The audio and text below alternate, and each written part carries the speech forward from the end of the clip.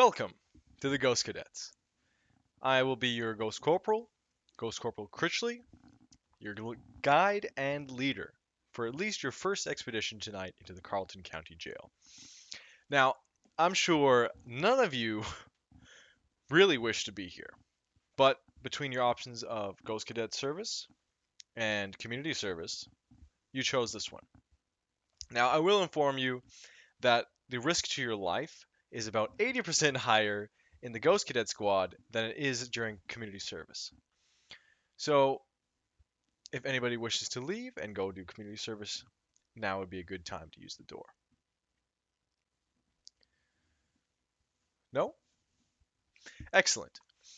Now that I have everyone here and here to stay, at least for tonight, I will give you an example of my first journey into the Carleton County Jail 3 years ago. So I started much like you folks did, and I've stayed. I'm still alive, so that's something.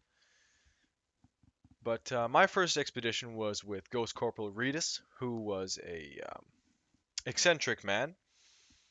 He was the type of man to enter the prison, the Carleton County prison, every single night. And he has long been since excommunicated for psychological reasons. That would do a number on anyone's mind, trust me. But he was a great man and he had lots of knowledge of the prison. So, Ghost Corporal Reedus led us around back to the back entrance, which actually had the trapdoor to the gallows directly above us. Now, he informed us that that would be the most paranormally active entrance, and it would let the lost souls know that we are violating their territory. So they will know that we are entering if we enter that way. I mean, they'll know anyways, but they will be most aroused at that point. Now, we'll go up 5 flights of stairs, and I started walking through the hallway with my electromagnetic frequency detector, much like you folks will. And let's say a standard reading is zero point 0.5 to 2-ish. And I started reading a 4.8 to 10. It was going haywire, absolutely haywire. So I followed it around where the signal was the strongest, the electromagnetic frequency, and it brought me to a single cell. I could test the cell beside and the other cell on the other side of that. No reading. I've narrowed it down. I confidently and foolishly enter the cell, and I suddenly felt this burning sensation run from the top of my shoulder all the way down to my wrist. But I was fully suited. I had, um, my jacket and a long sleeve shirt. It is quite cold in Ottawa, especially in the middle of the night. So I dismissed it. I shook it off. Maybe my arm was falling asleep. I moved on and started walking towards the next most magnetically frequency charged room, the gallows room.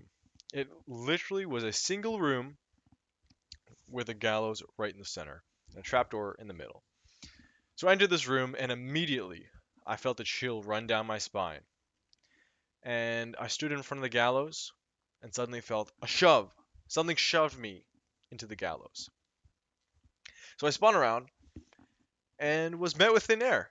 There was nothing there. Absolutely nothing. So that must have been a ghost trying to tell me, be careful, kid, otherwise you're going up there next. That was the end of the expedition by then. I was personally done. And we headed back to the headquarters.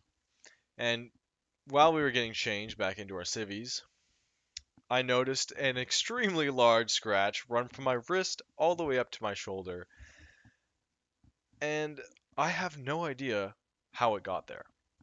So my hypothesis to this day, it's impossible for me to tell, was that when I entered that cell, a ghost did its damage to me. And the next day, when I woke up, it was completely gone. So I want each and every one of you during your expedition tonight to stay coupled in twos at least, and be very wary of your electromagnetic frequency detectors. And overall, good luck.